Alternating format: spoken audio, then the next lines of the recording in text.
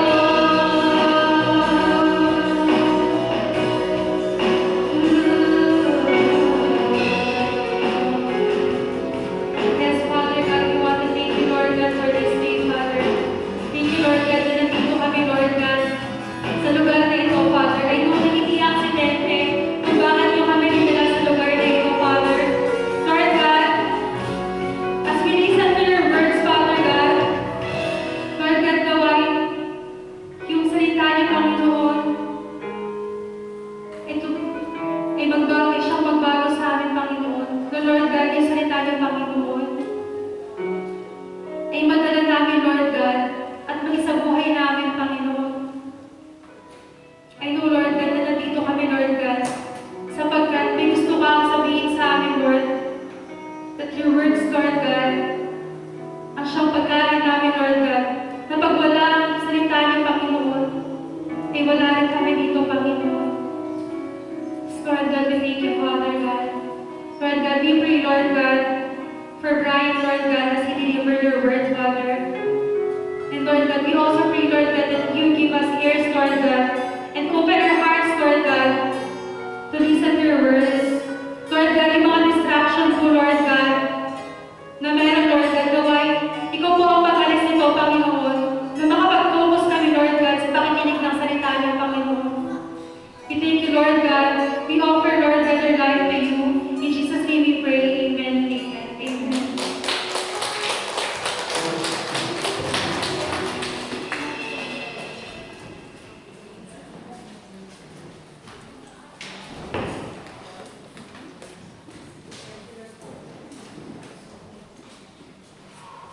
Good afternoon to everyone. So, dumako naman po tayo sa kapatotoo. May gusto po ba mag-testify na ginawa mabuti si Lord for this week? Anyone pa?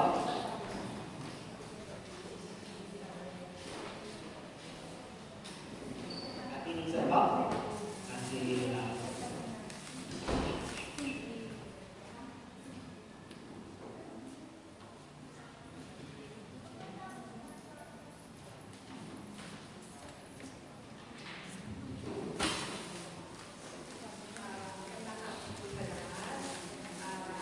Ako po yung mama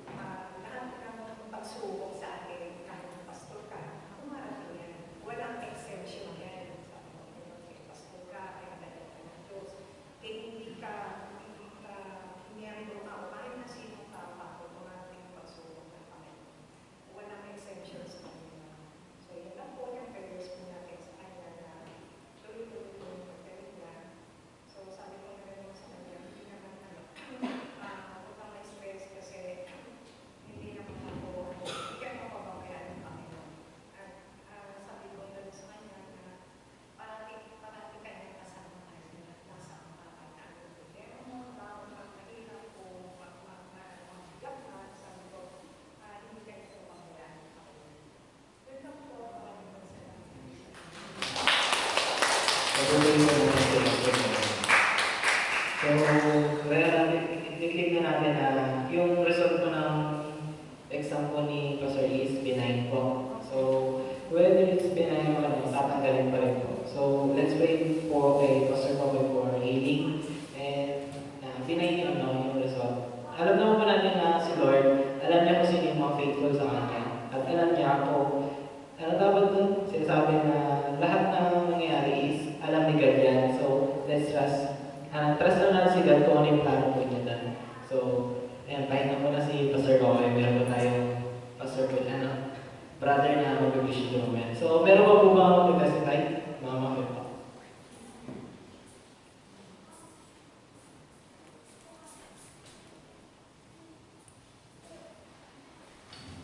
Gusto ko lang mag-thank you kay Lord. Naalala niyo yung last week, nagkasa ko ng prayer sa inyo para ma-approve ng visa sa amin. Thank you sa inyong prayers and I thank God kasi pumasa kami dun sa visa. Lord, sinasakit sa inyo. Ingat po mga So, yun, kasi po nila kami pupunta ng Mega. Then, Lord kasi na-approve yung ano po nila. So, meron pa po mga mag-testify para siya sa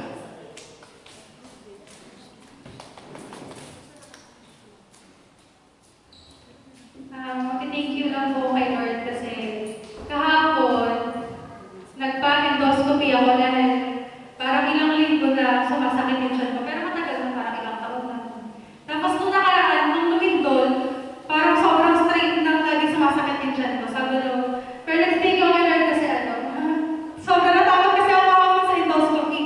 Iyak ako na kaya, sabi ko, mama, iyak ako na talaga sa tayo. Sabi ko, iyak ako na talaga po. Tapos sabi niya, anak, mag-pray ka. Tapos pray, Lord, iyak ako na po. Tapos sa sobrang takot ko, pinatulog ako, hindi ako nakatulog. Dahil may takot ako hindi ko ba yung gamot sa akin, nakatulog na ako sa recovery room. Tapos sabi ng doktor, okay lang naman daw, wala namang seryosong something sa tiyan ko. Stress lang daw, tsaka yung mga kinakain kong pasaway.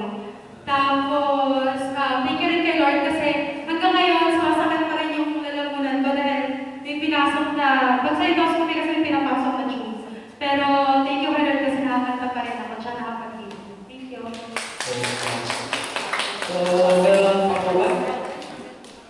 Jowar.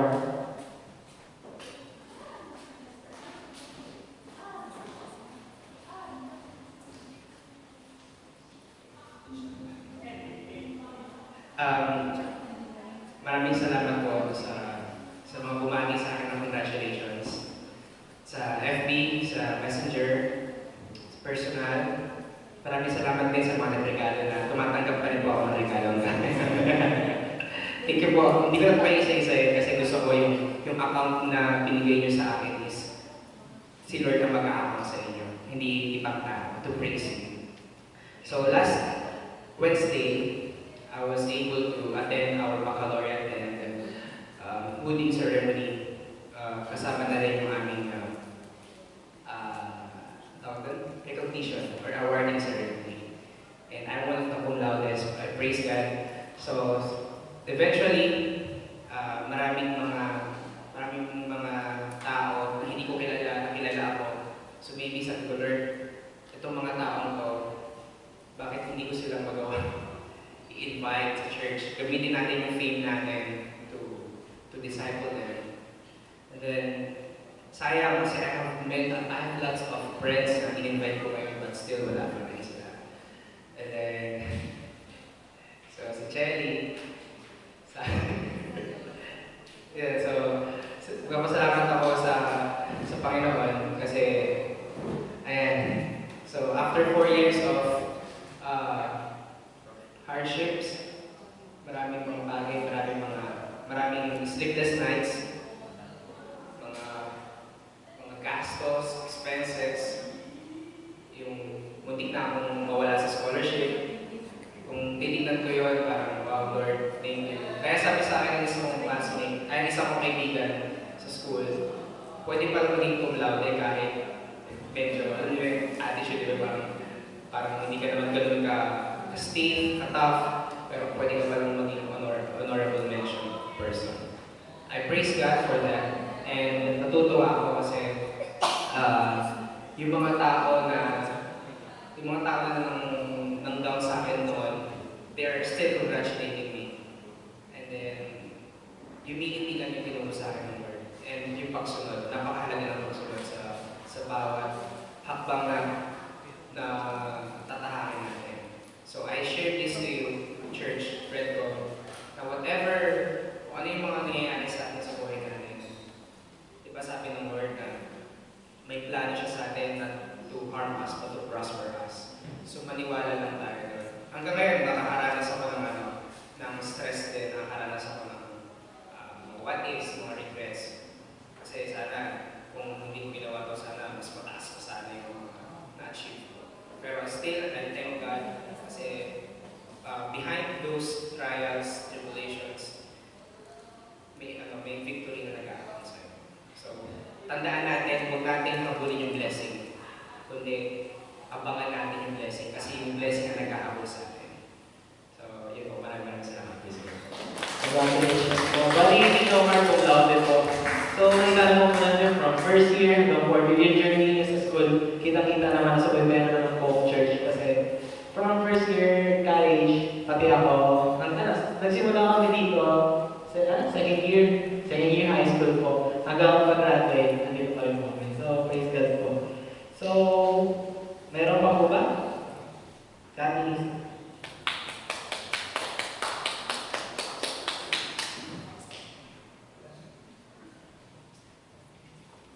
gusto kong magpasalamat sa Panginoon kasi sa kabila po ng lalo pinagdaanan namin noong nakaraang linggo po, gawa nga po na laman namin yung sakit si Kuya. Binuklod po kami ng Panginoon kung magkaayos sa isang pananampalataya bilang isang pamilya sa amin. Araw-araw po kami nagdadasal pero hindi po kami nakakapagdasal na sabay-sabay. Pero nang time na nangyari po kay Kuya, pinagkaayos po kami ni Lord na mag-pray sabay-sabay na patuloy na tingin ng Panginoon ang aming panalangin at kaawaan na kami. And yung takot na nararamdaman namin, lalo na si Kuya, pinakita ni Lord yung brighter side. Na sinabi niya sa kanyang banal na salita na nakalimutan ko na yung verse, pero naalala ko. Nakalimutan ko rin. Sabi niya doon, hindi nakikita ng ating mga mata, hindi naiisip ng ating mga isip, at hindi narinig ng ating mga tainga kung gaano maganda ang hinanda ng plano ng ating Panginoong Diyos sa lahat ng anak na totoong nagmamahal sa Kanya. So, doon kami kumakapit sa Kanyang banal na salita na hindi na kami iwan, hindi na tayo iwan at hindi na tayo pababayaan. And nagpapasalamat ako. Hallelujah, hallelujah, Lord Jesus Christ. Maraming salamat sa lahat ng tulong, sa lahat ng prayer, nag-pray sa Kanya para tingin ng mabilis ng Panginoon ang ating mga panalangin. Kailangan.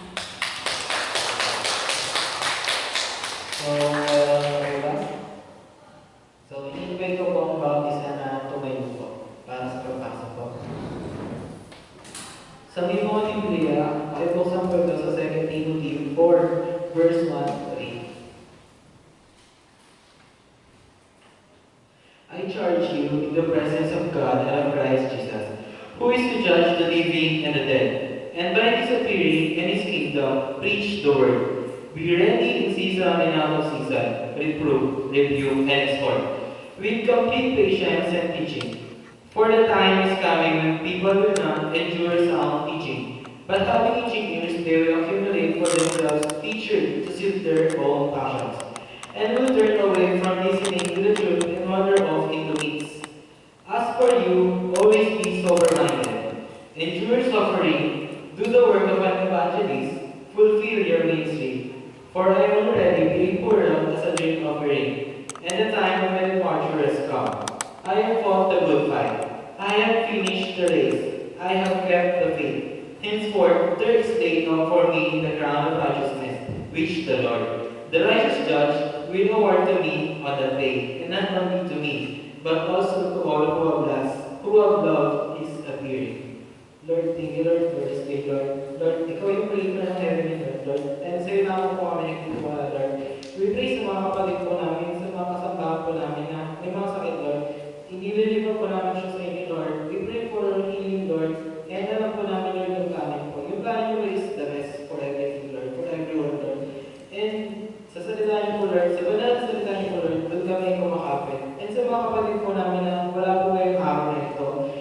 Lord na i-touch yung heart mo ni Lord na ikaw pa rin po ang dapat nilang kailangan. Wala silang ibang kailangan, kundi ikaw lang, Lord. Kasi hindi kami pupuwi sa mundo ito kung wala ka. Wala kami silbi, Lord. We are nothing without you, Lord. And Lord, sa preaching to you, Lord, mamayang next po na to, Lord. We pray, Lord, hindi po namin si Brother Bryan, Lord, as he did us, Lord, sa word mo po, Lord, sa pangalan po salita, Lord, na pag-aaralan namin, Lord. And yun lang po, Lord, sa lahat ng bagay, Lord, sa lahat ng oras, sa ilang po kami nagkiwala. In Jesus' name we pray. Amen. Bali, welcome po natin si Brother Bryan. Siya po yung magiging preacher po natin for this day. Bali, si Bryan po is the winning student po. Tama. So, congratulations. Yan po, pwede po natin palakpakan.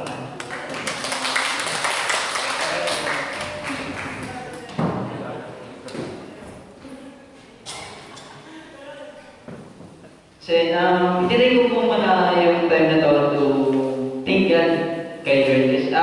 Give thanks kay Lord kasi napakatagal na nung last time na tumayo ako dito para mag-preach, para bumahagi ng salita ng Diyos. Kaya napakaraming pasasalamat ko at gusto ko ibigay.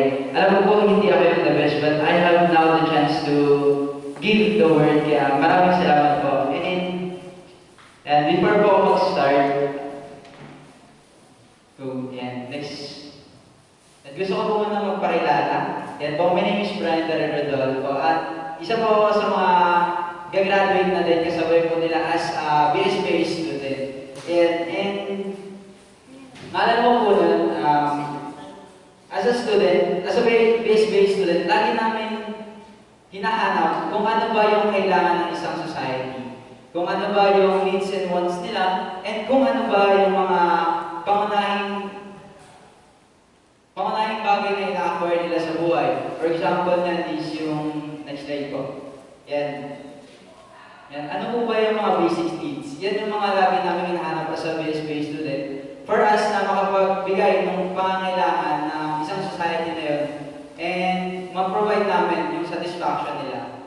Number one po dyan na basic needs ng tao. Yan po. Number one is yung food.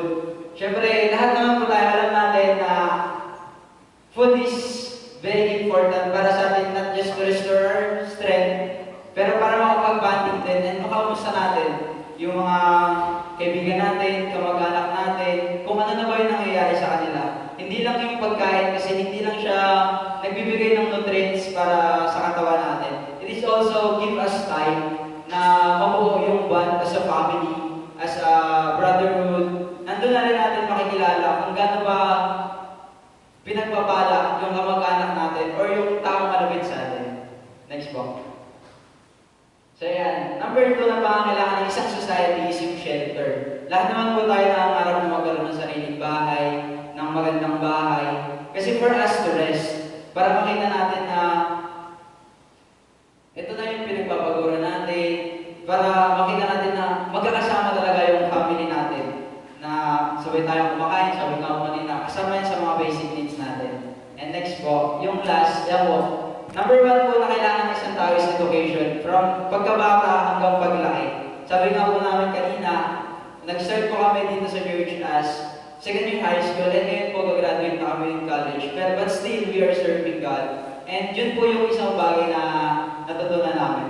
And as I start naman po, let me ask you this mga kapatid. Next po. Yan po. Does the society needs the church? Kailangan ba talaga sa isang komunidad merong isang simbahan? Kailangan ba talaga sa isang bansa merong simbahan? Yes. Tama po. Yes. And I wanted to share to you guys kung bakit kailangan siya. Kung bakit sa isang komunidad kailangan may simbahan at kung gaano kahalaga yung simbahan sa isang komunidad. Next po. So yan. Why does the society need the church? Kaya kaya po binasa natin kanina, it would be found in 2 Timothy 4 verse 1. Isa po yan sa mga sinulat ni Paul kay Timothy during the last days niya. Kasi nararamdaman niya na papalapit ng papalapit yung araw ng pagpanaw niya. Therefore, sinulat niya to remind si Timothy na kung gaano ba kahalaga, kung ano ba yung mga tungkulin ng isang simbahan para sa komunidad niya, para sa mga nasasakupan nito. At para sa bawat individual na makakasalamuha nila. So, number one reason po, the church removed the ignorance of the society. Hindi ko naman po sinasabi na yung society natin is mga ignorante or hindi nila alam yung mga bagay-bagay. Yan po is, yung church po ang nagre-remove ng ignorance ng society in salvation. Kasi marami po sa atin, alam natin kung ano yung salvation. Kasi nandito tayo sa church eh. We are teach na ito yung salvation, ito yung dapat natin gawin. But still, yung mga tao sa labas, paglabas natin yan sa bento na yan, pag tinanong mo sila, ano yung salvation? Ito yung mga manatili ka lang na sim sa araw-araw. Amen. Yan po yung mga natural na rason ng mga tao pag tinanong mo sila kung ano ba yung salvation. Meron pa sasagot sa'yo, ano ba yung salvation? Ito yung paggawa ng mabuti. Which is tama naman somehow, pero hindi yun yung sapat na salvation. Which is, yan po, next po. And mababasa po yung 2 Timothy 4, verse 2. Ayan po yung way kung paano yung church is inaalis yung ignorance ng society. Kung ano yan yung process na ginagawa ng church. Kung paano nga ba natin may papakilala sa society natin na yung totoong salvation. Ano nga ba yung totoong kaligtasan? Na it reads there that preach the word, be urgent, in season or not, convince, rebuke, and exhort, be unfailing and patient, and teaching. And hinighlight ko siya to emphasize. Number one po is yung preach the word. Hindi naman po lahat tayo binigyan ng kakayahan na i-preach yung salita ng Diyos, but we have all the time. Kapag may nakita tayo dyan na nakapalagayan natin ng loob, we can preach kung ano yung sinasabi ng salita, kung ano nga ba yung nasa Bible, kung ano nga ba yung gospel. Kasi nandito tayo, nasa simbahan tayo, lagi meron tayong mga Bible study, meron tayong mga cell group, which is na-enhance yung knowledge natin, na-enhance kung ano yung faith natin, na-enhance kung ano ba yung mga dapat natin gawin. Kaya yun yung isa sa mga pwede natin gawin to remove the ignorance in our society, preach the word. Hindi naman siya sinasabi na kailangan ngayon, na kailangan ngayon na mismo, paglabas mo dyan, i-preach mo na. Hindi. Kailangan mo syempre i-equip yung sarili mo na kailangan ready ka. Kasi paglabas mo dyan sa pintuan natin, people will usually reject you. Kaya next po dyan, be urgent in season or not.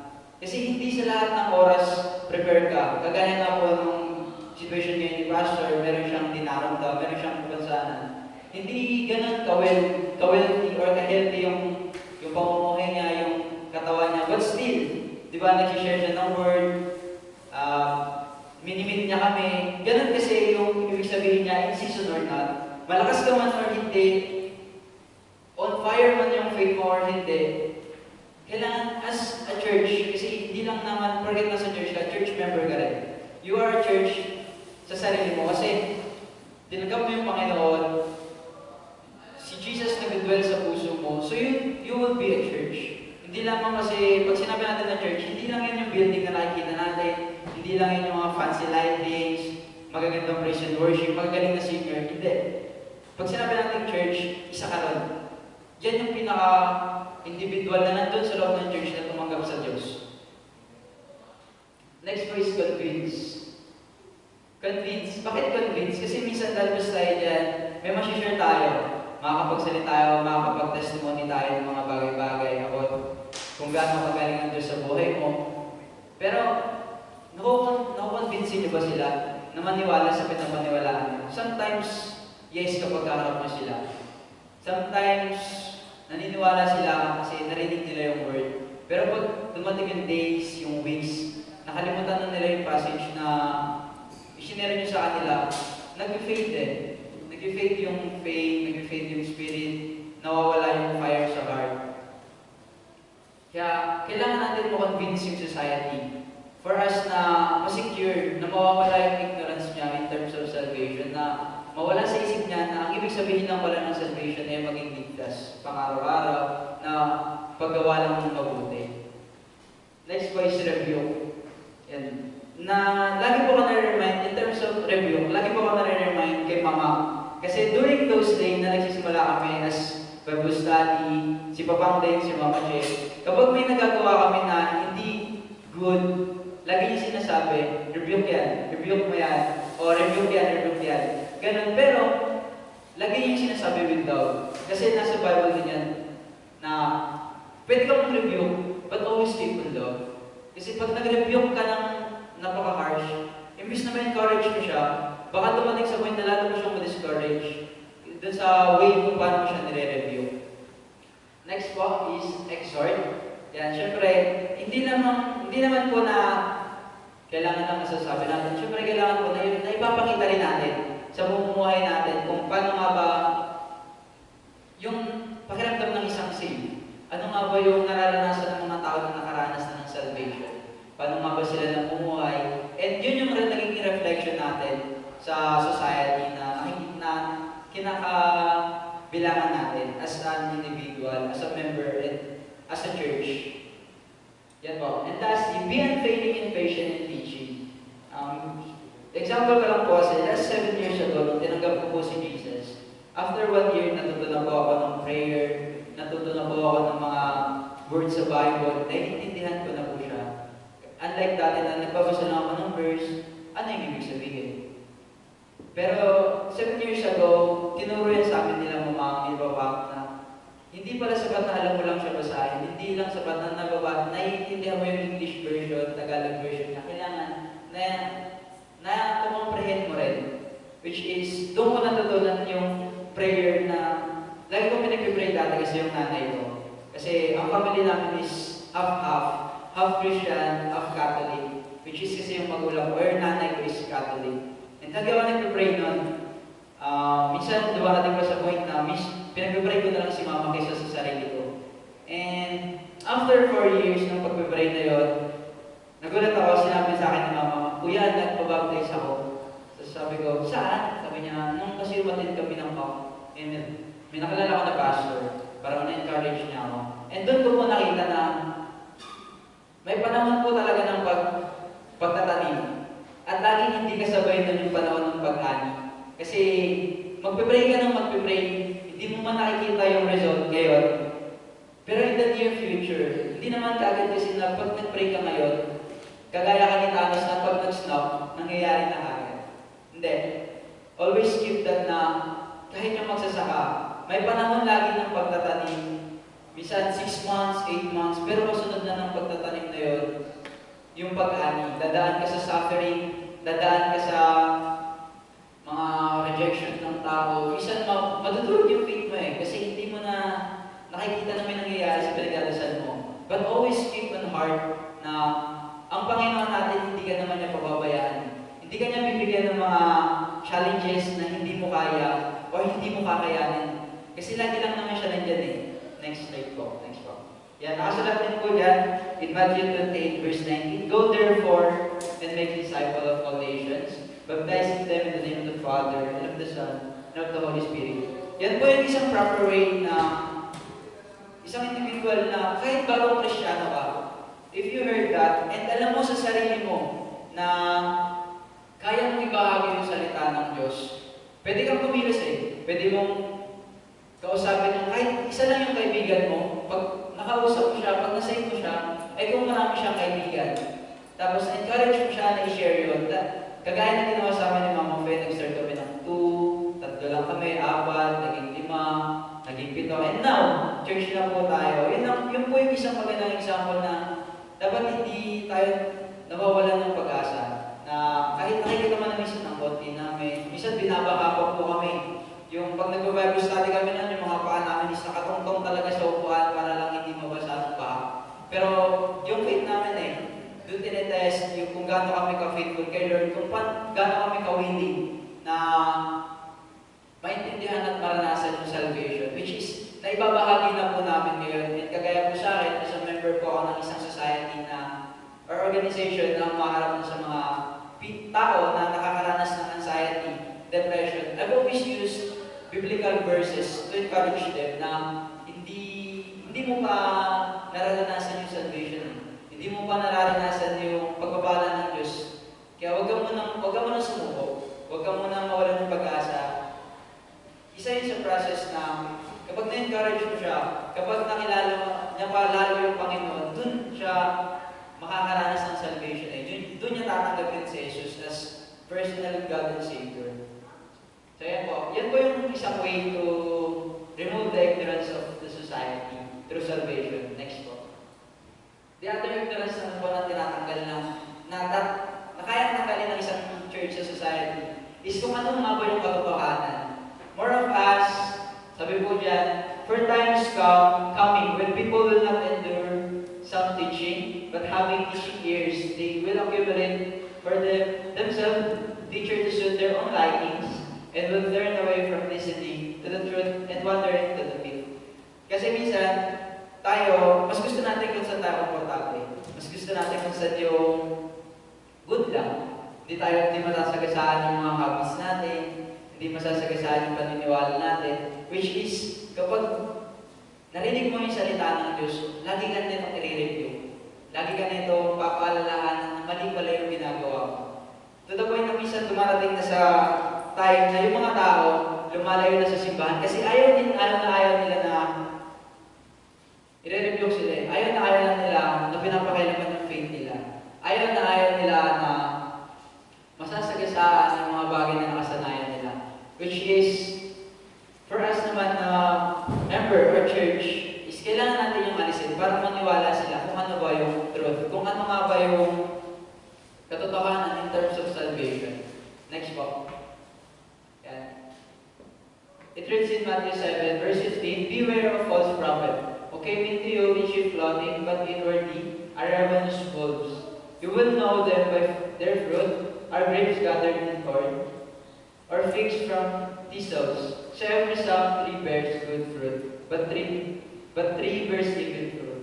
So ayan po, minsan may lumalapit sa atin na akala mo napakababait nila, akala mo ang intention talaga nila is to share the word. Ganon din sa labas. Paglabas natin dyan sa society natin, sa mga tao dyan, paglabas mo dyan, may makikita ka na nakatayo, nag-share. Pero, yung inner thought nila is ipapahamak ka. Kaya as tayo, as a society, as a church, kailangan natin na ipakilala sa tao ano nga ba yung katotohanan. Sino nga ba yung katotohanan, which is Jesus? Which is yung salvation is manggagaling kay Jesus, hindi manggagaling kay Iron Man na nag-sacrifice ng buhay niya pag-stop ng mga stone, tapos na-save na lahat. Hindi siya ganun. Which is ang true salvation is through Christ, na nagbuwis ng buhay niya, na nag-alay ng lifespan niya to share the word, to naibahagi kung ano yung tuturo sa kanya ng Diyos Ama. Next po.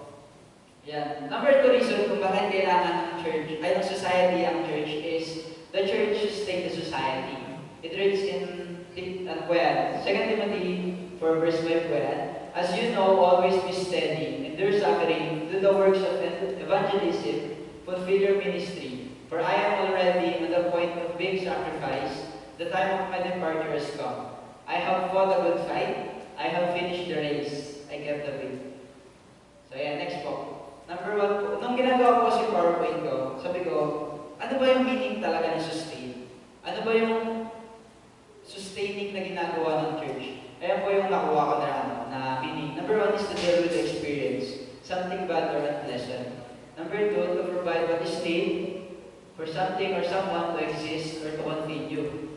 Lastly is to hold up the weight of something. Next po. Yan, number 2. Letter A po is to the church sustain the society to deal with the experience. Number 1 po dun sa meaning ng sustain is to deal with the experience. It is in verse 5. As for you, always be steady. Kasi minsan po, tayo as a Christian, nakakaranas tayo ng persecution. Tama. Makakaranas tayo ng rejection paglabas natin dyan. When we try to share the word, people always reject us. Minsan, ika-crush nila or babasagin nila yung faith mo eh. Kaya sabi dyan, endure suffering. Kasi as a Christian, na tayo yung nagtitake ng yoke, tayo yung nagpapasa ng suffering. Kasi paglabas natin dyan, pinipilit natin na isustain yung faith nila, which is minsan nawawala na, mas gusto pa nila minsan na mag-inuman na kaysa magsimba. Minsan, mas gusto nila na pumunta na lang sa mall kaysa magsimba. Tayo sa Christian, we sustain the faith. And in-endure din natin yung suffering na yun para magawa yung evangelistic ministry natin. Kailangan mawin natin yung soul nila kahit na i-persecute nila tayo, kahit na wala tayong malagay sa paningin nila, kahit na dinadown nila tayo. Kasi yun yung yoke natin as a Christian, yun yung yoke natin as a church na kailangan natin pagdaanan. Kasi alam na natin yung salvation and alam natin yung price na mga yoke na yun eh. Even masave natin sila, masustain natin yung faith nila para for us din naman to experience din kung ano ba yung nararanasan nating kapayapaan, kung ano ba yung nararanasan nating pagpapala. Kasi sing na tayo eh. And malapit tayo sa Diyos. We are having one call away para sa Panginoon. Yung po yung natutunan ko lang during Bible study namin na prayer is essential. Na kahit na walang ka na. Kahit na minsan ayaw mo na mag-pray kasi nakikita mo na araw-araw na lang ganito, araw-araw na lang ganyan. Prayer is essential kasi doon mo makikita na nagiging mas malakas ka sa araw-araw na dumaraan. Lahat ng challenges na kinakaharap mo, through prayer malalagpasan mo eh. Kasi lagi naman nandyan si Lord. And next po. Sabi po dyan ni Joshua 1:9, "Have I not commanded you? Be strong, be courageous, do not be terrified, do not be discouraged, for the Lord your God will be with you wherever you go." So paglabas mo natin dyan, lagi natin tandaan na kahit ma-discourage ako, kahit anong mangyari, nandiyan naman si Lord eh. Hindi niya ako papabayaan, hindi niya hayaan na masira yung faith ko. Hindi niya hayaan na mawalan ako ng pananampalataya sa Kanya kasi lagi ako na-persecute ng mga tao, lagi ako nakakaranas ng rejection, lagi ako nakakaranas ng mga paghihirap. Nagsiserve naman ako eh. Bakit ako nakakaranas ng paghihirap? Nagsiserve naman ako eh. Bakit ako hindi pinapahalagaan? Nagsiserve naman ako eh. Bakit walang nangyayari? Mga kapatid, marami pong nangyayari, hindi nyo lang nakikita. Kasi ang nararamdaman nyo muna is yung faith. O yung failure na nangyayari kasi gusto nyo makita agad kung ano yung result. And I'll give you another example. Ito po yung example palagi na ginagawa kapag nag-speak ako sa mga tao na nakakaranas sila ng depression. So yan, meron pa ako dito 100 pesos. Mahalaga po ito. Yes. Kailangan po ito. Amen. What if I folded? Yan. 100 pesos pa rin po siya, di ba? Mahalaga pa rin po siya. Tama. Nagagamit at may purpose pa rin po siya. Amen po. So what if I crumpled it? Yan. 100 pesos pa rin naman po siya, di ba? May halaga, may purpose at nagagamit pa rin po. What if tinapaka ko siya? Yan. 100 pesos pa rin. Tama. May halaga, nagagamit, at may purpose pa rin. Ganon din po tayo as a church. Ganon din po tayo as an individual. Ganon din po tayo as a body of Christ. Yung mundo sa labas, pipilitin tayong durugin. Pipilitin tayong tanggalan ng faith. Pipilitin tayo na huwag ka nang sumunod dyan, hindi mo na yan kaya. They always drag us down. Pero if we know how worthy we are, if we know who created us, we still worthy. Kasi ang tingin ng ibang tao sa atin is worthless, but God thinks us worth dying for. Ganun kaya niya ibinigay nga si Jesus for us to deal with the experience. Kasi napagdaanan din niya siya din. Lahat ng paghihirap, even pinako siya sa krus, but still, nag-serve siya. Sinustain niya yung society na hindi mawala ng faith sa Diyos. Amen po. Next slide po. Next reason, and the church sustain the society by providing what is needed to exist. Minsan po kasi yung society natin, naniniwala na lang sa kung ano yung naririnig, naniniwala na lang kung ano yung uso, sumusunod na lang kung ano yung nababagay. It reads in 2 Timothy 4 verse 6, "For I am already at the point of being sacrificed. The time of Sinimulan po yan ni Paul kasi nararamdaman niya na nga po na malapit na siyang mamatay, malapit na siyang sumama kay Jesus. And he tried to encourage na kung ano yung ginawa niya during ng lifespan niya, nag-discipleship siya, nag-ministry siya, nagpunta siya sa iba't ibang lugar. It is for the society to sustain yung faith nila. Kasi minsan hindi sila naniniwala hanggang hindi nila nakikita. Minsan hindi nila pinangahawakan yung isang bagay na hindi pa nila nararanasan. And which is yun yung ginawa ni Paul na pinuntahan niya lahat. Even isinacrifice niya yung sariling time, sariling effort niya. Nakulong na siya, nabahirapan, but still, sinustain niya yung faith ng society, ng bawat society na pinuntahan niya.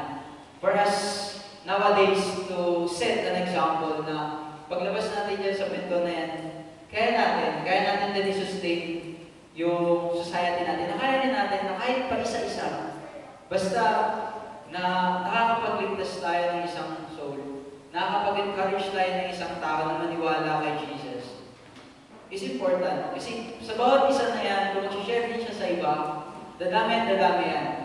Hanggang sa yung society natin is masustain na nila yung faith nila. And nandito naman tayo sa church to enrich naman kung ano yung nararamdaman nila, to encourage them na seek more kay God, maghanap pa ng mga tao na isisin. Kasi ako personally, naranasan ko kung paano ipakilala sa akin yung salita ng Diyos. Kung paano may isang tao na nag-devote ng time, nag-devote ng money, ng effort, for us na makapag-receive, na makilala yung Diyos, na malaman kung ano nga ba yung tamang paniniwala, tamang pananampalataya, na hindi kagad na kapag naalo ng tubig, kapag nakaramdam ng problema is mawawala na yung faith.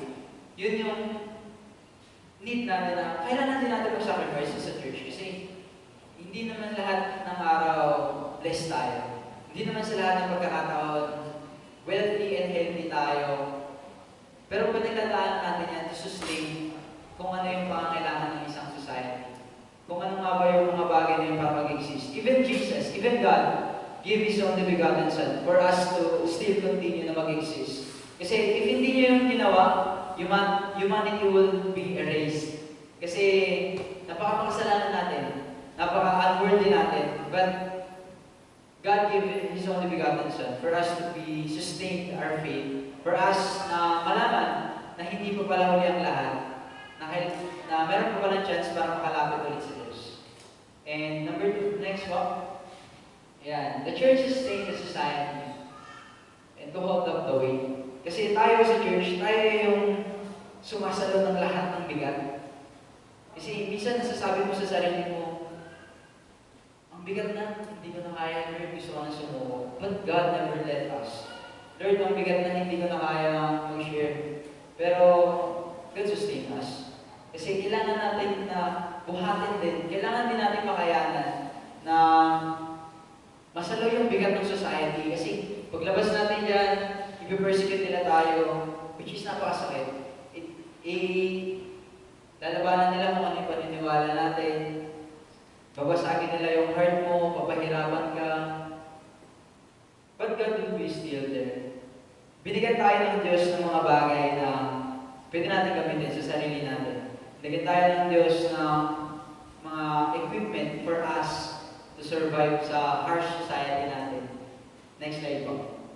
Yan, Ephesians 6:13, therefore, put the full armor of God, so that when the day of evil comes, you may be able to stand your ground. And after you have done everything to stand. Yan, isa po yun sa mga encouragement na hindi lang po sa mga panahon na good tayo, nandiyan yung Panginoon. Kahit po wala siya sa paningin natin, God gave us an armor, which is found in Ephesians 6:14. Next po. Yan. Sabi po dyan, stand firm, then with the belt of truth buckled around your waist. Number 1 po na binigay sa atin ng Diyos is yung truth. Yung sinturon ng katotohanan, which is, yun yung gagamitin natin to encourage ourselves. alam naman natin kung ano yung katotohanan eh. Bakit tayo matatakot na humarap sa labas? Bakit tayo mawawalan ng faith na humarap din sa labas? Eh tayo yung may alam ng katotohanan. Tayo yung mag-encourage sa kanila na ito yung totoong salvation, na ito yung magsusustain sa faith nyo. Next na binigay sa atin ng Diyos is the breastplate of righteousness. Kung saan, minsan makakagawa tayo ng mga kasalanan, but we have the righteousness na mag-pray, na makapag-encourage ng ibang tao na hindi ba huli lahat? Pwede ka pang magbago, pwede mo pang umpisahan ulit, but umpisahan mo yan ang kasama ang Diyos.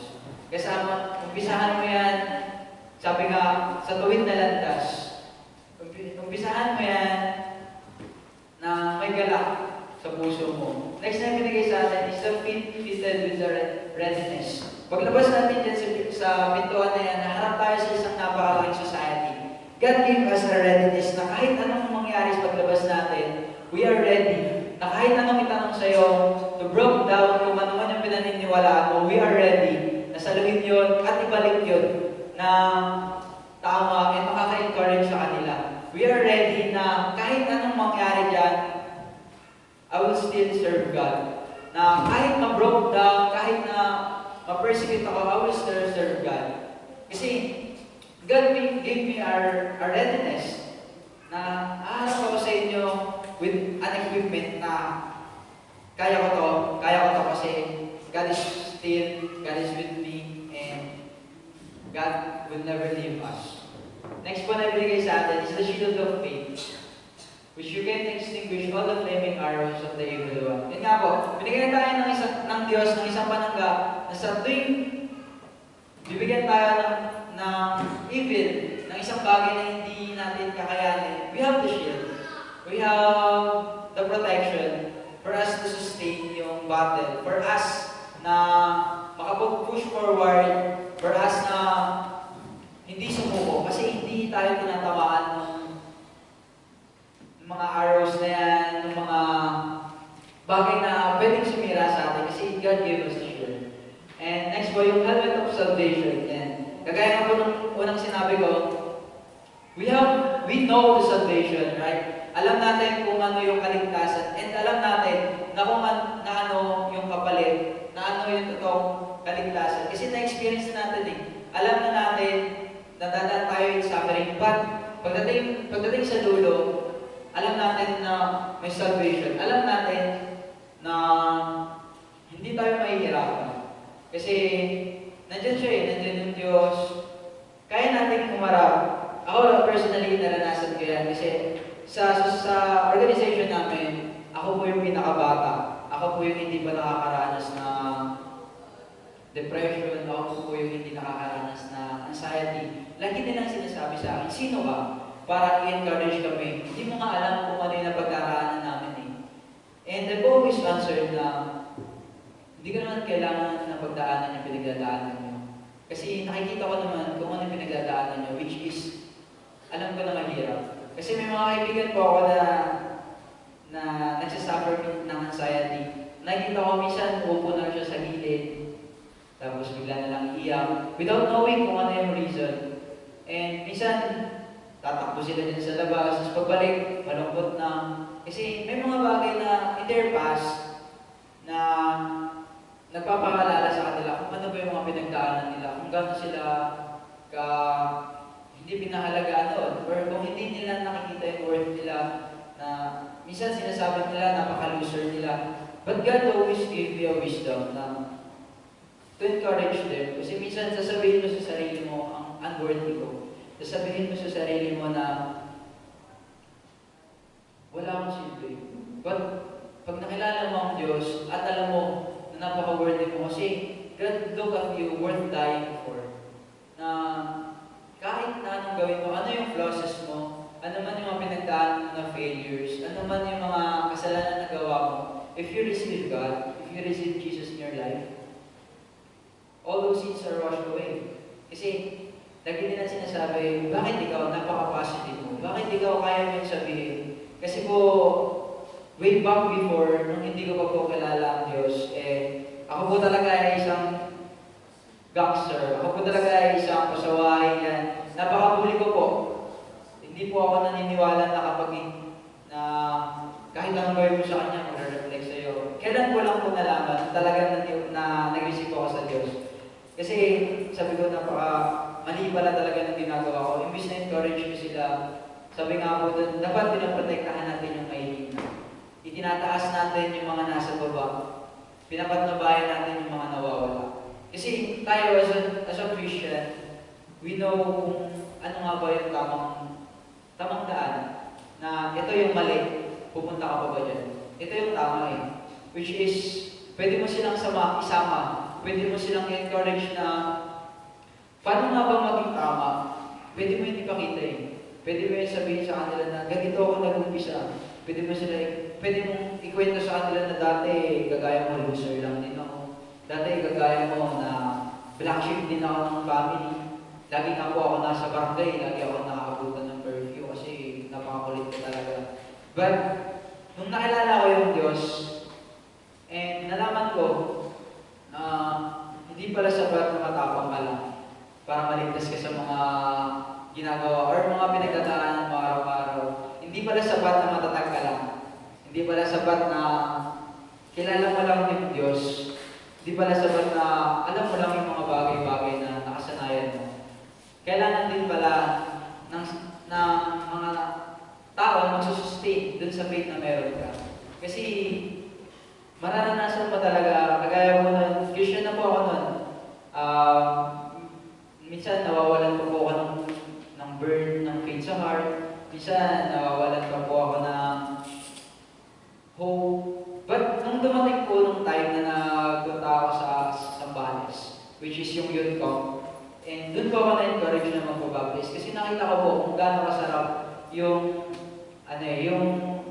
presence ng Panginoon sa buhay mo. Kasi doon naranasan ko yung whole day, nag-praise and worship kayo, nagkaroon kayo ng activities.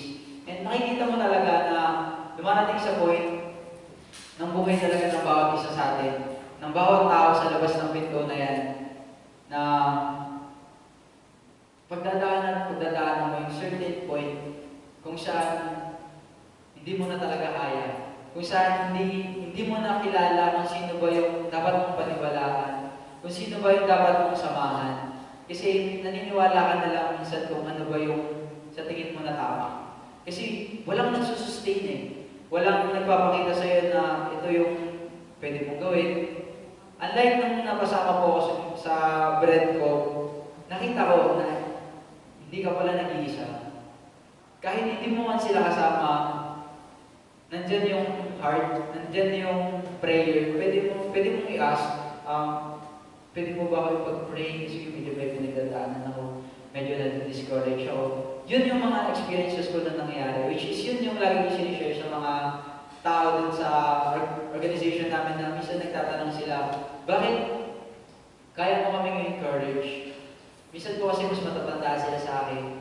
And minsan talagang makikita mo na ang tigas ng puso nila. And minsan ikaw mismo kung hindi ka prepared, kung hindi ka ready, kung hindi mo alam yung salita ng Diyos, siguro kahit isa lang yung hindi mo alam dyan, let's say na wala kang readiness, ikaw mismo sa sarili mo, madi-discourage ka eh. Ikaw mismo sa sarili mo susuko kasi hindi mo alam kung paano mo i-handle yung situation. And tatanungin ka nila, minsan tatanungin ka kung pilosopo.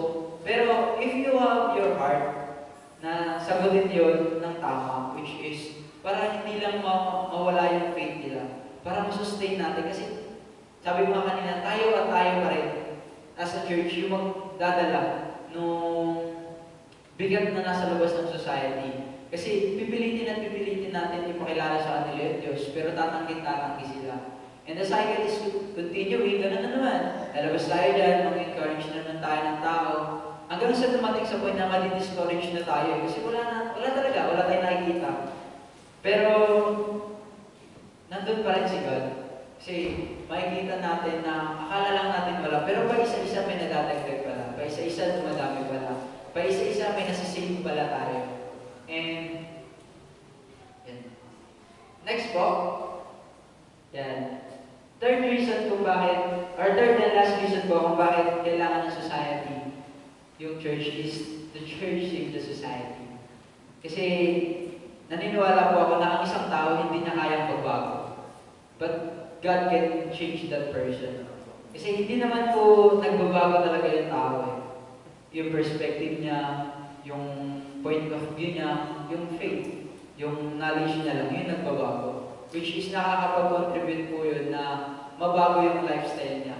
And kung ikaw lang as an individual, hindi mo yun mababago eh. Sabi po dyan, henceforth, there I laid up for me the crown of righteous judge, will awarded to me on that day, and not only me, but also to all who love His appearing. Sabi po dyan, hindi po sa lahat ng tao is fair yung judgment. Tayo po sa church, alam natin na meron tayong dapat harapin sa labas. Meron tayong mga tao na dapat iligtas para masama natin dyan sa judgment na yan, na alam natin, minsan kung sino po yung mga taong malalapit sa atin, sila pa yung minsan na hindi natin ma-encourage na sumama sa church. Minsan sila pa yung mga tao na hindi natin maisip. Kagaya ng mga kaibigan natin, classmate, or worst is minsan yung family member. Kasi minsan natatakot tayo na ma-review. Natatakot tayo na baka hindi nila tanggapin. Pero sabi dyan, not only me, but also to all who have love is appearing. Kailangan din nilang maranasan, kailangan din nilang matutunan, at kailangan nilang yakapin yung salvation which is Jesus. Kailangan nilang malaman na hindi lang pala sapat na nanonood ako ng mga encouragement videos, na hindi lang pala sapat na kailangan nanonood ako sa TV to be safe. Kasi sabi nga nila, di ba, paglabas mo ng bahay mo, nandiyan na lahat ng danger. Minsan nga, natutulog ka lang, napahama ka pa eh. Nalaglag ka pa sa higaan. Di ba? Hindi natin masasabi na safe pag wala akong ginagawa. Hindi natin masasabi na safe ka or safe ka kapag hindi ka lumabas ng bahay, na kapag wala kang kaaway. Kasi lahat tayo i-judge naman eh. Next po. Yan, sabi po dyan, for we must all appear before the judgment seat of Christ, so that each one may receive good or evil according to what we has done to the body. So yun nga po, sabi ko po, di ba, hindi tayo, alam natin sa sarili natin na masisave tayo according to kung ano yung ginagawa natin. Pero sila paglabas dyan, nasa society natin, alam ba nila kung masisave sila or hindi? Alam ba nila na yung ginagawa nila is ikaliligtas ba nila or hindi? Therefore, that is the reason kung bakit kailangan society yung church. Kasi we are somehow responsible to save them. Hindi yung tipong tatawid sila tapos may dadaan na sasakyan, itutulak natin tayo yung mamamatay. Hindi po ganun. Kasi minsan hindi po pagliligtas yung tawag doon, kamaratiran po yung tawag doon. Kasi pwede naman po kayo dalawa yung kaligtas. By encouraging each other na mag-walk forward sa Panginoon. Kasi minsan, ang tigas ng ulo natin eh. Kahit na tinatawag tayo ng Diyos. Tawagin ka dyan, Bryan! Hindi ka lilingon. Bryan! Hindi ka pa din lilingon. Pero pag nararanasan mo na yung hirap, nararanasan mo na yung pagod, hopeless ka na, kahit pagulong, Bryan, lilingon ka eh. Kasi siya yung kailangan. Alam mo, kailangan mo yung Diyos. Which is, kailangan natin din na ipakita yun sa ibang tao na kapag tinawag ka ng Diyos, subukan mong lumingon. Kapag tinawag ka ng Diyos, subukan mong sumunod. Kasi wala namang mawawala sa iyo. Kung sabihin man ng ibang tao na hindi ako naniniwala sa Diyos mo, kasi wala nga siya, kailangan mo siya, hindi mo nga siya makikita. Encourage mo. Hindi mo lang siya makita kasi ayaw mong tignan. Hindi mo siya maranasan kasi ayaw mong pakiramdaman. Hindi mo siya masundan kasi ayaw mong titigan. Ganun kasi, marami sa atin sasabihin na ayaw maniwala sa iyo kasi mas naniniwala ako sa kanya. Siya, pag wala akong pera, mapapautang niya ako eh. May kasama pang interest. Ayaw maniwala sa iyo kasi kapag wala akong kausap, wala ka naman siya, lagi naman nandiyan. Diba? Pero, if we encourage them na sa mga ganong panahon, love God, na mag-seek ka ng mag-seek kay Lord. Kasi sabi ko po, di ba kanina, prayer session. Minsan magdadasal tayo, magdadasal magdadasal at magdadasal. Pero in the end of the day, weeks, months, years, wala pa rin nangyayari. Keep on praying. Kasi hindi naman niya ibibigay sa'yo ng hindi yung right timing. Gusto mo ng kotse, wala kang parking lot, ba't kanya bibigyan? Gusto mo ng bahay, wala kang sariling lupa, ba't kanya bibigyan? Diba? Gusto mo na maraming pera pero wala kang paglalagyan, ba't kanya bibigyan? Gusto mo ng magandang family pero hindi ka ready, ba't kanya bibigyan? Ganun lang po yun. If we always pray and wait for the right time, may encourage tayo. Yung ibang tao na makikita sa buhay natin, ayaw nga pinagbabala siya ng Diyos. Ayaw nga, naghintay lang siya at nagdasal siya pero ibinigay pa rin ng Diyos kahit matagal. And yun yung magandang gawin natin as an example para ma-encourage din natin yung mga tao na mahalin din yung Diyos, na tanggapin din si Kristo for us na mailigtas natin sila. And next po. Sabi po dyan, isang part po ng John 3:16, for whoever believes in Him shall not perish but have an eternal life. Sabi, kaya minsan naniniwala lang tayo kasi nakikita natin. Pero minsan, mas magandang paniwalaan natin yung mga bagay na nararanasan natin. Kasi nakikita mo yung exam ang hirap, akala mo bubagsak ka na, 4 years ko kung pinagdaanan niya ng thesis ang hirap. Pero pag naranasan mo na pala na ang ganda nung nangyayari, mas may encourage ka eh. Mas mag-push forward ka na isig si God. Ganon din sa buhay natin. Na pag nakikita natin nung una, hindi tayo pinagpapala. Ako nga po nung una, hindi po ako nagtataysin. Nung una, hindi nga po ako nagkakaroon ng baon. Nung una, before ako makakilala sa Panginoon, mas gusto ko pa nga po ang bully para magkaroon ng baon. Which is, na-encourage ako nung na-encourage na ang Panginoon na gumawa ng tama, na ipakita yung mga natututunan ko sa church. And alam niyo po, marami po akong na-share ng word. And nakikita ko po, best example ko po dyan is yung nanay ko. Hindi na po siya madalas magalit. At totoo po yan kasi nung mga bata po kami, konting gawin lang po namin is nagagalit na siya. Lalo po yung pag-uwi ka ng gabi, magagalit na siya. Tapos, isang katutak na sermon, akala mo po Armalite naratatat po yung mga sinasabi. Hindi talaga siya nawawala. And lagi ko po yung pinag-pray na sana makakilala na rin yung nanay ko para naman ma-experience na rin yung nararanasan namin, yung nararanasan ko as a Christian. And nagpapasalamat po ako sa Diyos kasi member na po siya ng isang church, hindi man po dito, pero nagpapasalamat pa rin po ako kasi kahit naman po ako yung nagtanim, iba man po yung nag-ani, parehas pa rin naman po yung sinusunod niya. Parehas pa rin naman po yung nakikinabang sa kanya, which is God. And nagpapasalamat po ako sa Diyos kasi pinakinggan ko yung panalangin ko. And alam ko po, when time na naharap din siya sa Panginoon, alam ko at ikiniklaim ko sa Panginoon na on that day, na pag umarap siya sa Panginoon, alam ko po na magiging safe siya. He will receive good thing para galing sa Panginoon. Kasi nakikita ko rin po na nagsiserve na yung nanay ko. Minsan nga po, hindi na po siya nagluluto para lang po magpunta sa church kasi meron daw silang cell group. And which is na unawaan naman po namin. Kasi nga po galing sa work, tapos may cell group, pumunta siya doon. So kami naman po, as mga anak, bumibili na lang po kami ng pagkain. Misa po yung tatay namin na-encourage namin na magluto. Kasi yung faith ng nanay namin is ang ganda nang nangyayari. And sana po, hopefully, ma-encourage ko siya na dito naman po magpunta. Kasi lagi ko po yan, isa pa rin po yun sa mga prayer ko hanggang ngayon na sana dito naman mag-serve yung nanay ko. Once nakapunta na po siya rito once, and sana tuloy-tuloy naman po. And kasi po si Mama is napaka-answer niya po pagdating sa mga bagay, lalo na kapag nakapag-devote siya. Kaya yun po, maraming salamat po sa Panginoon kasi na-encourage ko siya. And next po, yan, to conclude naman po, yan. Conclusion, the society really needs the church. Number one, yan, kasi the church will educate the society.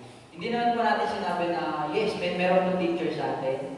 Yes, meron po engineer na sa atin. Meron na dentist, meron ng IT, meron ng mga iba't ibang professional dito sa church natin. But still, kahit sa society natin na puno ng mga edukado, puno ng mga successful na tao, hindi natin may tatanggi na minsan ignorante pa rin sila in terms of biblical. Minsan sasabihin nila, nagkukot sila ng biblical verses, but they don't really know kung ano yung ibig sabihin nun. Naalala ko po niyan yung nanay ko nagtanong sa akin, Kuya, bakit yung Jesus wept? Isang verse na, dalawang salita lang naman yan. And I answered her na, kasi kung nabasa mo yung buong verse, yung naranasan niya before siya umiyak nun, sabi ko, kung ilalagay mo yung sitwasyon kung bakit umiiyak si Jesus, yung pag-iyak niya pa lang is napakarami ng gustong sabihin.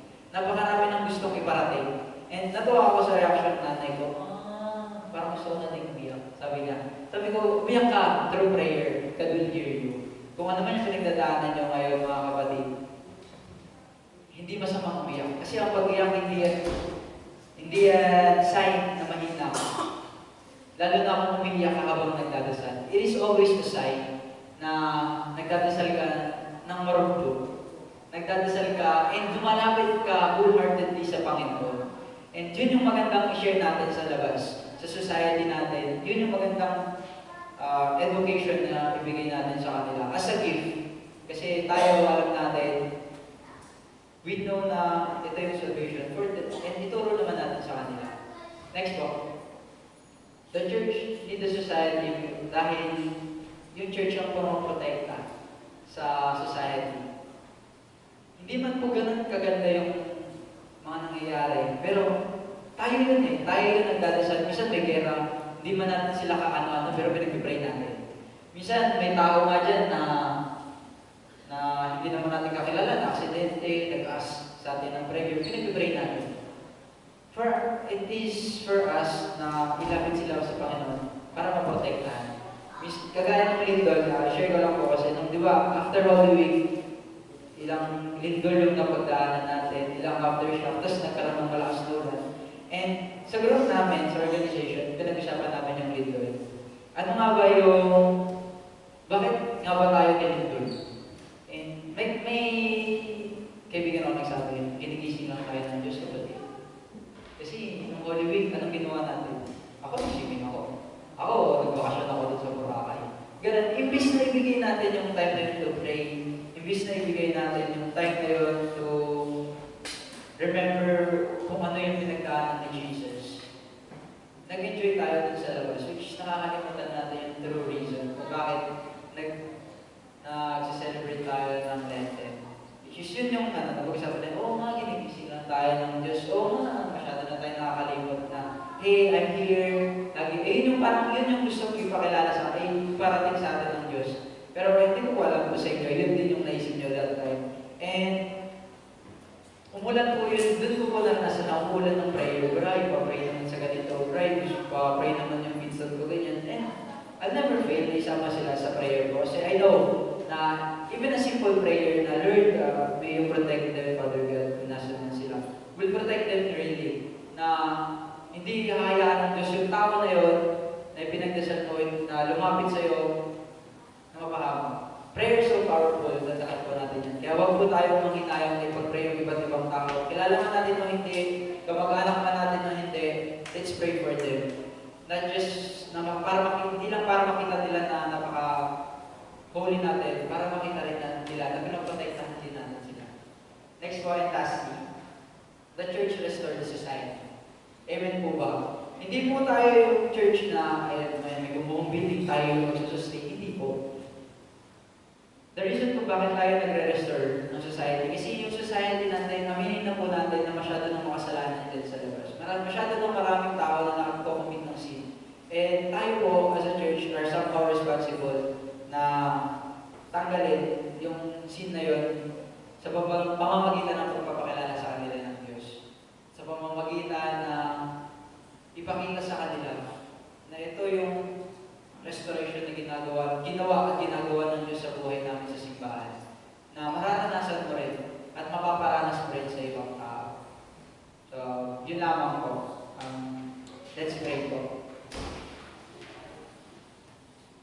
Father God, maraming salamat po, Panginoon, sa pagkakataong ito na ibinigay niyo sa amin po, God.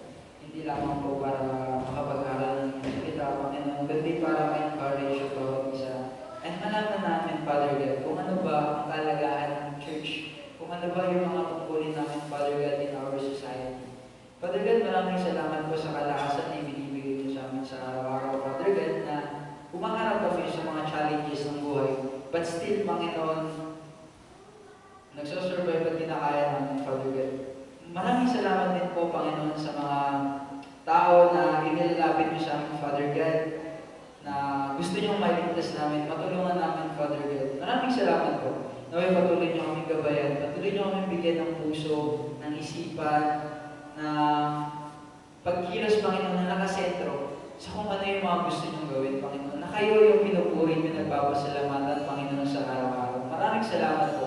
Naway patuloy niyo kaming gabayan sa mga aming destinasyon na pupuntahan. Naway patuloy niyo kaming bigyan ng kagalingan, Panginoon, sa mga karamdaman na nararanasan namin sa aming paglilingkod sa inyo, Panginoon. Naway gabayan niyo kami na hindi mawalan ng pag-asa, hindi mawalan ng pananampalataya, Panginoon, sa mga pagkakataon na bumabagsak kami, Panginoon. Sa mga pagkakataon, Panginoon, na nandyan ka. Maraming salamat, Panginoon. Sa mga pagkakataon na hindi na namin alam yung tama, na hindi na namin alam yung mali, Panginoon. Maraming salamat na patuloy at patuloy niyong ipinapakilala, pinapakita sa amin yung tama, Panginoon. Sa mga panahon na nawawalan na kami, Panginoon, na target, na kung ano ba yung dapat namin gawin. Maraming salamat at patuloy niyong pinapaalala, Panginoon. And Panginoon, inilalapit po namin, Panginoon, sa inyo, si Pastor Rodolfo, may you give him, deliver him a total healing, Panginoon, na kung ano man po, Father God, yung pinagdadaanan niya, kung ano man po yung karamdaman na nagpapahirap sa kanya, Panginoon, kayo na po yung magpagaling sa kanya. And kung ano man po, Panginoon, yung maging result, sana po, Panginoon, maging benign yun, Panginoon, na hindi maging handa, Father God, na makapagpatuloy si Pastor Kokoy sa iyo, pagsaserve sa inyo, Panginoon. At alam ko po, Father God, na marami at marami po siyang may niligtas, marami po siyang may hahatid sa inyo, Panginoon, na tao. May malaki po siyang may aabag, Panginoon, sa society natin, Father God. Maraming salamat po that you gave us a Pastor Kokoy, Panginoon. And maraming salamat po sa bawat isa na ibinadala niyo po dito, Panginoon. Na ibigyan niyo kaming lahat, Panginoon, ng kalakasan, kaligtasan, at talingan gabay, Panginoon, sa bawat araw na aming pagdadaan, Panginoon. Ito po yung aming hinihiling. Ito nagpapasalamat sa katamis ng pangalan ni Jesus. Amen. Amen.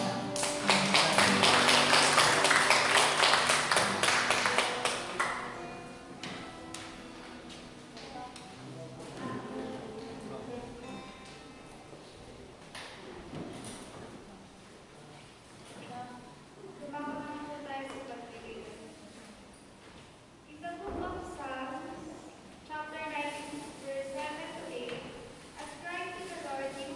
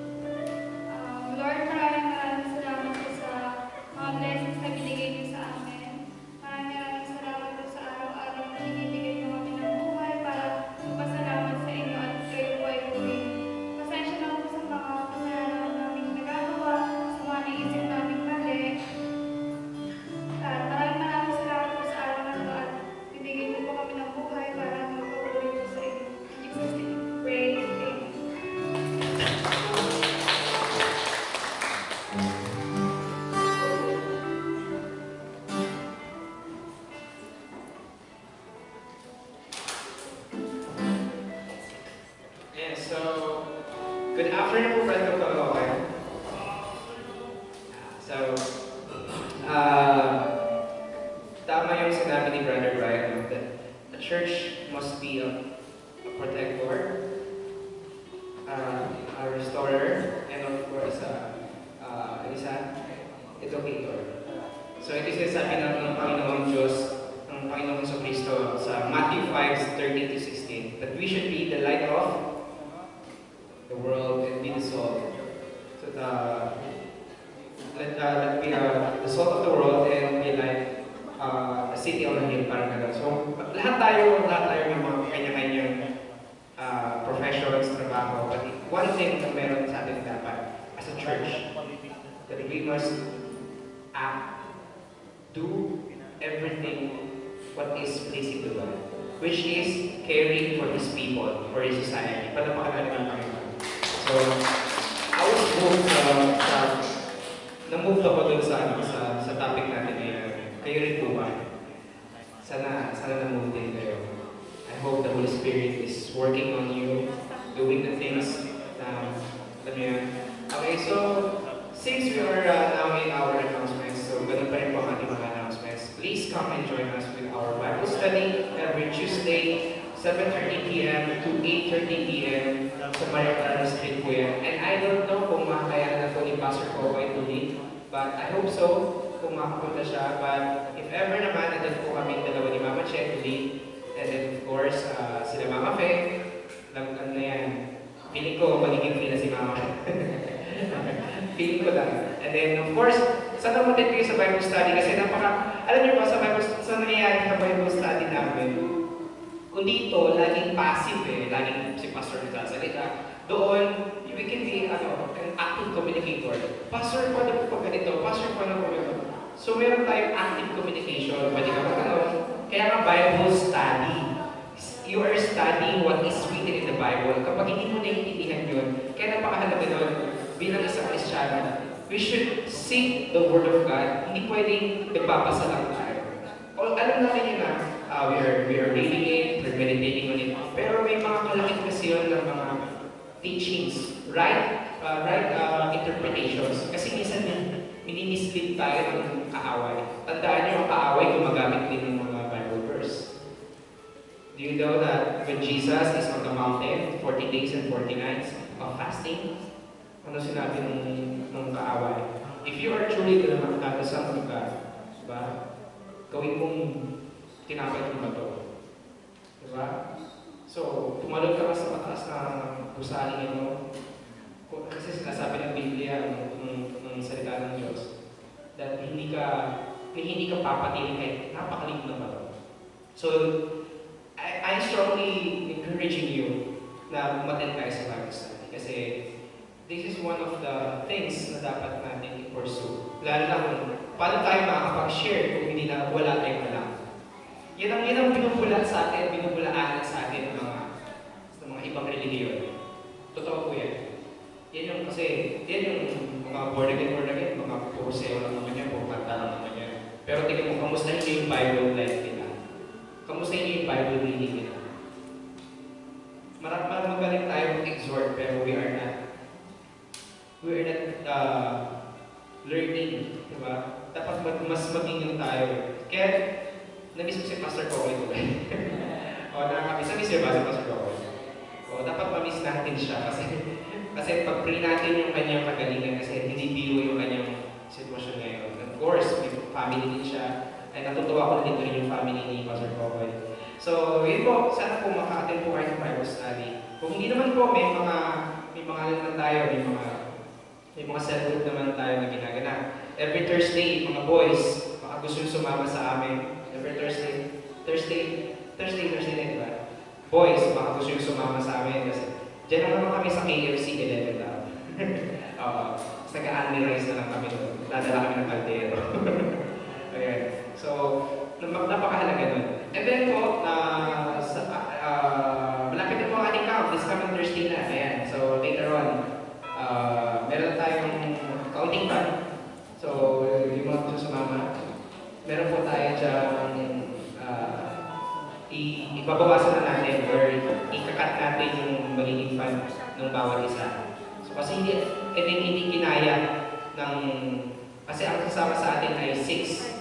So, kung i-full natin yun, makatatlo lang sasama. Pero kung ikakat natin, tapos magkakaroon ng ibang, yung other person, meron ako, 500 na lang magbibigay ko, or 500 na lang pesos yung bibigay ko, para makasama ako. So, mababawasan na lang. So, mamaya pag-usapan natin personally. Ayan, so meron po tayong announcement. Ayan, happy birthday, Ian. So, ang ating recently husband, ang ating recent wife, at magkaka-baby na sila. So, tayo ka muna, pag-pray ka namin. Dahil wala si Pastor Kokoy, ayan, tawagin po natin ang steering committee to pray for them. Steering committee sa Papang, Energy, Mama Chet, ayan, so steering committee. Sila po ang ating mga steering committee, sila po ang mga personnel for in leading the breath of the Lord. Ayan, so lahat po tayo magsitayo as we accept the benediction of Papa Henry.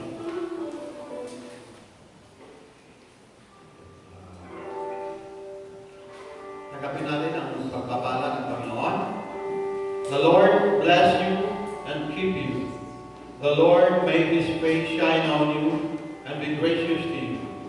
The Lord turn His face toward you and give you peace. Papa.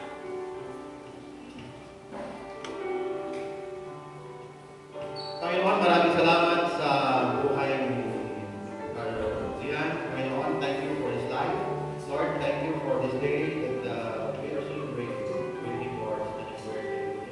We know, Lord, na ito yung tamdaan ng plano sa kanyang buhay, that Lord, is with us.